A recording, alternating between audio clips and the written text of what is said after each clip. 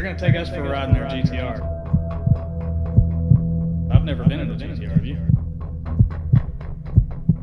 No. It's fast.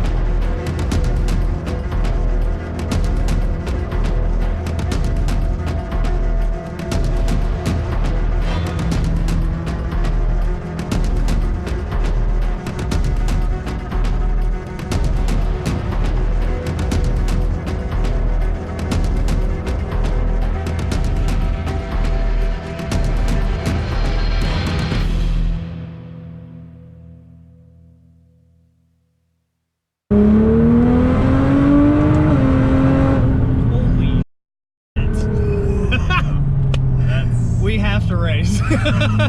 This thing sounds really good. Yeah. The cameras do not do it justice. Like, No, it doesn't. Wow, that is the smoothest transmission. F&A, Cotton, F&A. they're quirky, and the more you drive, the more you really understand it's very different. Right. There's really no car like it. Just it's a race car transmission. Sure. So all the weird quirks of trying to daily drive an actual race car, you're gonna get this. Right. I mean, and that's the thing a lot of people don't understand. They buy a car that's really performance built, Yeah. and then complain when it's not as smooth as, let's say, a Bentley or a Rolls, right? And it's funny because I made the video. You don't think I hate about this? Right. People, of course, think I'm complaining that you bought a race car for the street. I'm just pointing out, if you're buying this, know what you're getting. Right. It's not a automatic transmission. Don't get me wrong, I'm a big gal, but the seats still, like, they grip you really well. They give you a good amount of confidence.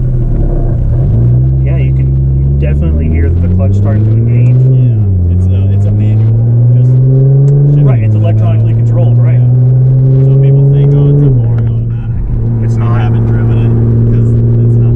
When you really know what transmission does and how they work, you can tell, like, the Supra's automatic is definitely an automatic. Right. This is such a different transmission. And people, because when I first bought that, they said, well, now you have two automatic sports cars. Isn't that dumb? And I'm like, they're not even close to the same, so I don't have two automatics. Because they hit different, they shift different. Yeah. And which is cool because every car has its own characters. Like driving your ZL1, Right. Actual manual transmission, completely different once again. They all have just something cool, which is nice. Unique and quirky. Let's hear this. Yep.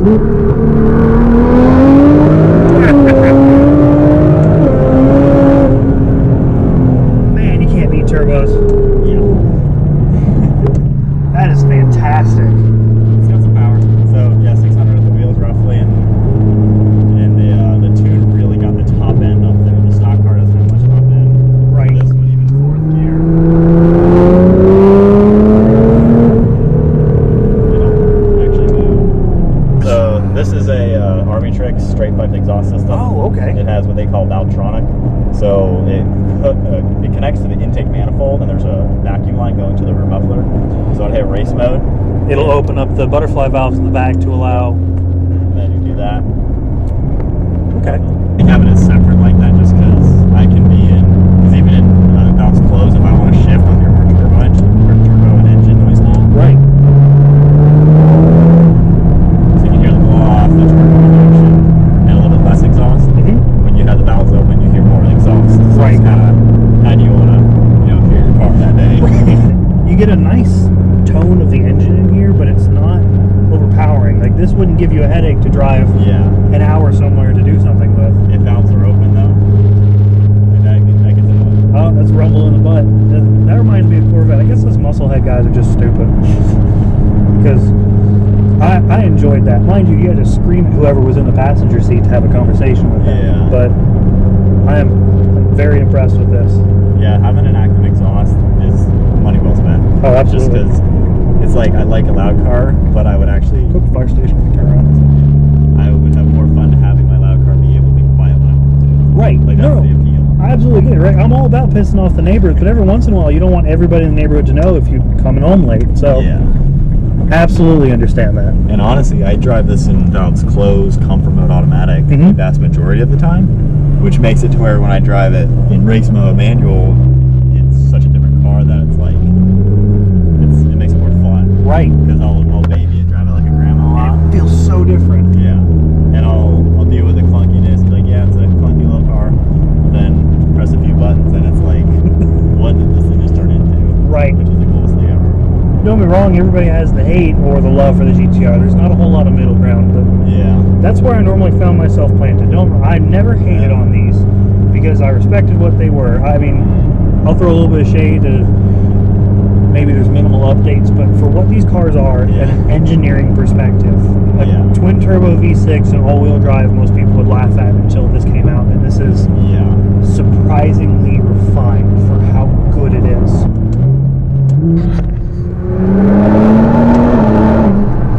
That is the smoothest transmission I've ever been in. It's funny because fast driving, it's smooth, but slow speed, it's clunky. Right. I mean, this was built for one thing, Yeah. and everything else just kind of fell in around it. Yeah.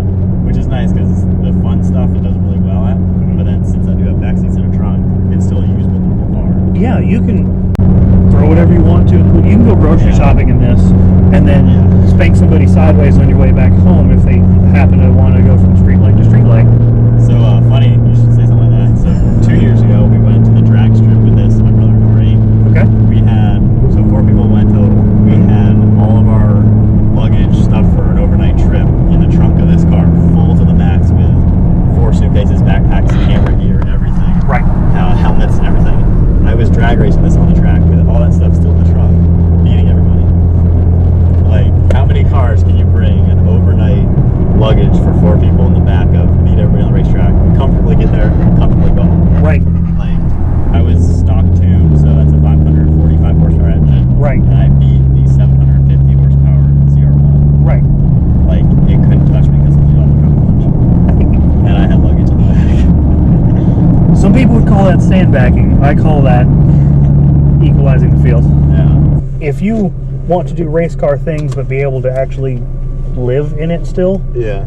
I think you chose the absolute best route for it. And with the active exhaust, it's not obnoxious. My neighbors don't complain. It's, Right. It's a normal car.